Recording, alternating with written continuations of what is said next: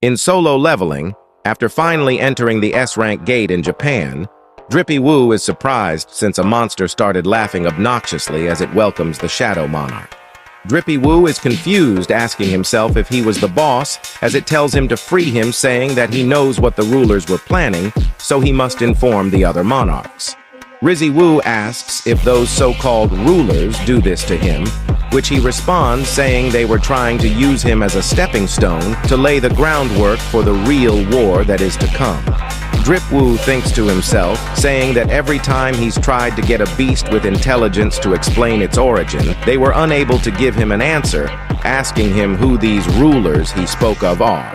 He responds saying that they are the ancient enemies of the monarchs, which lead to him thinking if that meant that they were his enemies as well. Drippy Woo says that if they had him chained up like this, does that mean, yes, I too am a monarch, he responded. The giant said that the monarchs and rulers are probably after him, saying that since he doesn't have the strength to face all of them, he would need allies to fight back, telling him to release him, and he would help him in his battles. Riz Woo looks dead serious, saying, "A monster helping a human? Do you expect me to believe that?" The giant responded saying that he would make him believe it, which shocked Drippy Woo, as the giant started chanting in monster language, which made him go on the defense, not knowing what's to come.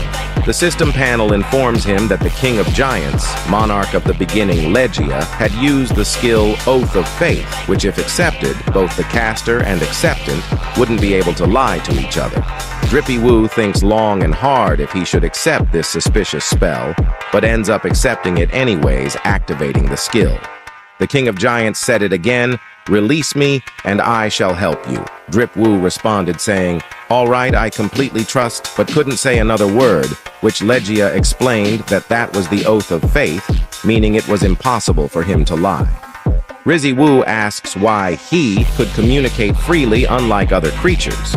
He responds confused as to what he meant by that, which he clarifies that he's talking about the monsters coming out of the gates. The giant realizes what he's talking about, calling them the residents of chaos.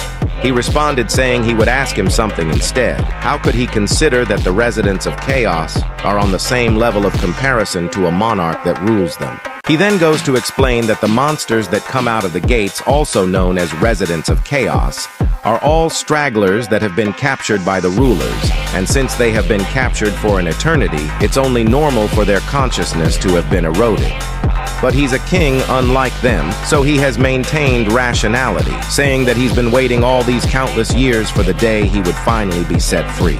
Drippy Woo asks if the ruler's army he was talking about were the soldiers with silver armor and wings. He confirms it, saying that they were indeed the armies of the rulers. Drip Woo asked why exactly the rulers kept on sending monsters, no demons, to their planet. The giant responds, explaining that they were preparing for war and wanted to turn his world into the battlefield of said war to fight against the monarchs. Drip Woo, still confused, asks, why would sending monsters turn the earth into a battlefield? The giant responds, saying it's simple, explaining that they were planning on injecting magic energy into his world, and this revelation shocked Drippy Woo. The monsters that emerged from the gates were considered disasters, while the magic energy that came from it was considered a blessing. This was something every hunter and civilian thought, since magic stones and magic gems were objects that hold magical energy, making it the current greatest source of energy in the world. But all along, they were actually just a stepping stool to build the foundation for war. Legia says that there's no better way to plant a power that does not exist than to use the blood of those who possess that power. That is why the rulers decided to use the hostages they captured, making the magical energy become increasingly concentrated, using the demon's blood that has been spilled at the feet of the soldiers. Magic energy continues to strengthen the world, to create a world that doesn't disintegrate from the shock of war. Drippy Woo asks if by war did he mean.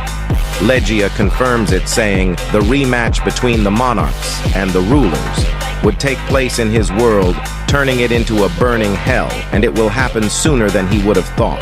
He explained that there wasn't much time left, since neither the rulers or the monarchs would stand still after realizing that both of them had made contact, and it's possible that the rulers are already on the move.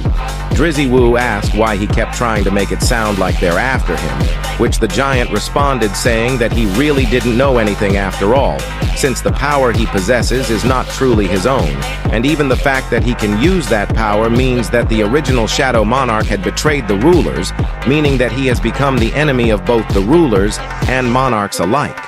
The giant swears on his dead granny that he would remain by his side and fight alongside him, asking him to help him in his current predicament. Drippy Woo thinks for a second and says that if he truly wanted to help him, then it would just be easier for him to turn him into a shadow soldier. The giant gets shocked after noticing a familiar presence, saying that for a second, he saw a glimpse of him. He then goes on to explain that both rulers and monarchs are bound to spiritual forms, meaning that when they die, they cannot become his shadows. He asks if that was enough of an explanation for him to finally help him. Drippy Woo pulls out his dagger, saying he finally understood the situation now, but there's something that feels off about this, like there's something he's missing. He pleads with him to free him from his chains when Drippy Woo asks if he meant what he said, that he would be by his side. The giant responds saying, "Of course." And as Rizzy Woo cuts down one of the chains, the giant said, "If you help me, I will help you," saying that this was an absolute deal between monarchs. After the giant gets its right hand freed from the chains, he thought about how the glimpse he saw was just his imagination. That is when Drippy Woo prepared to ask another question. "Are you on the side of the humans?" The giant refused to reply to this question, so he looks at him dead in the fucking eyes, asking, "Why are you silent?" and asks him if it was because of the oath of faith, which made it impossible for him to lie. Drippy Woo notices the crystal on the giant's nape, saying that he knows that as long as it exists, he as well must be hearing the words of the rulers, which tell him to kill humans just like every other monster. The giant grits its teeth as he launches a surprise attack towards Jinwoo, though he manages to dodge his blow with minimal difficulty as he says, "The deal's off," stabbing the giant directly in the chest, saying that it was too dangerous to let him live since he could become a calamity to the world. On the brink of death, the giant responds, saying that he was mistaken. "The calamity is not me, it's you," and attempts to launch another attack, but he counters it, punching the living granny out of him. The giant coughs up blood and attempts to claw him again, but misses yet again, giving Papa Woo the opportunity to counteract by punching him right in the chest, making him spew even more blood. As the bloodied giant sits on the floor, he explains that as the battles between the inhabitants of his world and the residents of Chaos become more frequent, the faster his world would become an increasingly fierce war zone, saying that he prays that everything he holds dear and protects would turn into ash burned by the karma of war. Drippy Woo responds, saying that things wouldn't go as he hopes, decapitating the giant in an instant with the system panel reading, "You have defeated the dungeon boss, Legia, one of the 9 original monarchs."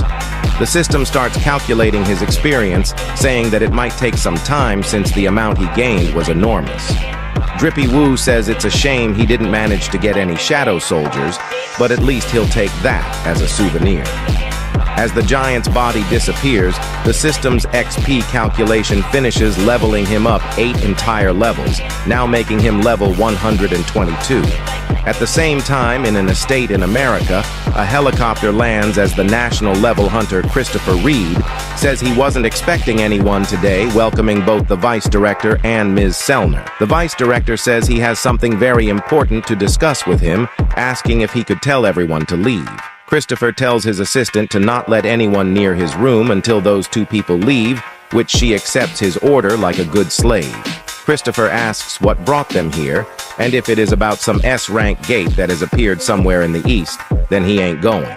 Ms. Selner responds, saying that that wasn't the case and that there's a more serious problem. Christopher is confused, asking what could be more serious than an S-rank gate, which she responds, saying, "You may be murdered in the future." For more content like this, don't forget to like and subscribe to the channel.